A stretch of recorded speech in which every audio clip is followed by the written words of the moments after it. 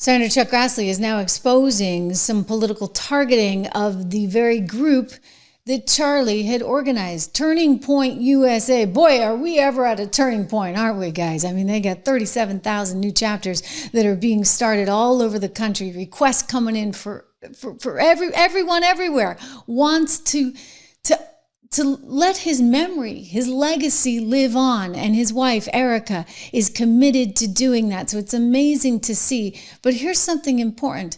Chuck Grassley is talking about an operation called Arctic Frost. Arctic Frost that went all the way back to 2022. This fell under Joe Biden's FBI, and they were targeting conservative groups, targeting 92 conservative groups, including Charlie Kirk's TPUSA. They were trying to take them down because they felt they had too much influence. Let's watch. Central American gangs like MS-13. Now, well, it's well understood that your predecessor left you an FBI infected with politics. I'm going to provide examples of that today, including making public new whistleblower records. At your nomination hearing, I made public records that whistleblowers provide me about Arctic Frost. Arctic Frost was the FBI case opened and approved by antitrust Trump FBI agent Tebow. Arctic Frost then became Jack Smith's elector case against then citizen Trump and now President Trump. These new records show that Arctic Frost was much broader than just an electoral matter. The case was expanded to Republican organizations.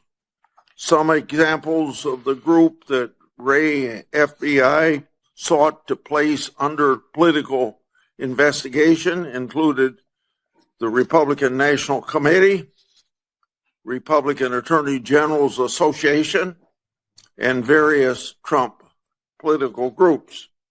In total, 92 Republican targets, including Republican groups and Republican-linked individuals, were placed under investigative scope of Arctic Frost. On that political list was one of Charlie Kirk's groups, Turning Point USA. In other words, Arctic Frost wasn't just a case to politically investigate Trump. It was the vehicle by which partisan FBI agents and Department of Justice prosecutors could achieve their partisan ends and improperly investigate the entire Republican political apparatus. So today, Senator Johnson and I are making these records public for the entire country to see, and I hope a lot of people are interested in seeing what government can do when various agencies have a political agenda.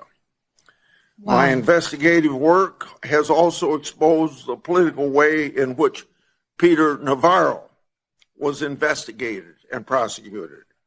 When FBI agent Tebow found out that Biden's DOJ would prosecute Navarro, he said, "Wow, great." That's a quote, unquote. Oh my gosh.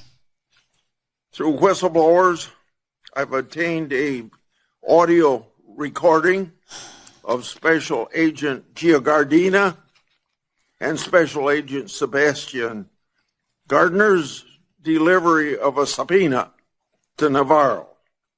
I'm making that audio public today. Okay. So in a court document filed. All of this stuff is just coming out right now. And what I will be doing after the show is going through a lot of this because I want to see it and I want to bring it to you.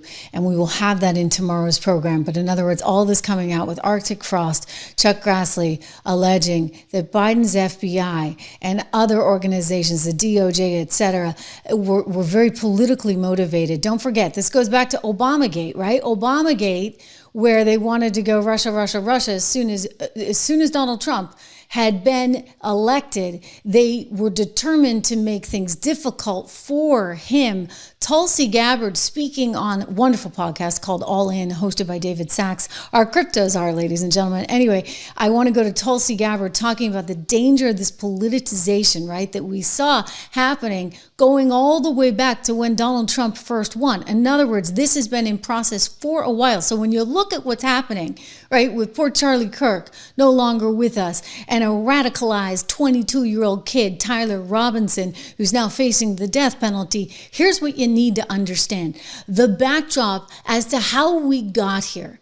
And I get it, right? Like there's rabbit holes on the internet, but when you got the mainstream media chasing down these rabbit holes and you've got people in government encouraging these rabbit holes, you got yourself a real problem. Here's Tulsi, listen up. We have seen a trend in some of the biggest intelligence failures around politicized intelligence. And I'll just give this one example because it goes back to the creation of this organization that I lead, ODNI. James Clapper was an intelligence community leader during the time before our country went to war with Iraq.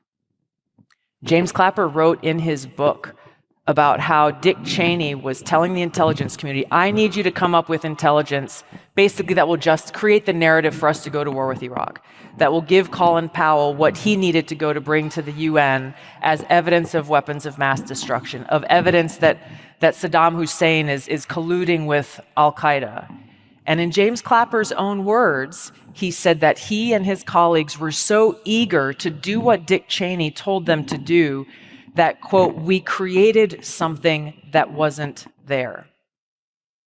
This is, as someone who served in the Iraq War, along with so many of my brothers and sisters in uniform, you can see the devastating consequences of politicized intelligence, the difference between war and peace, the difference between, in this case of President Trump with his first administration, this threatens the integrity of our republic and the voices of the people being shown through an election.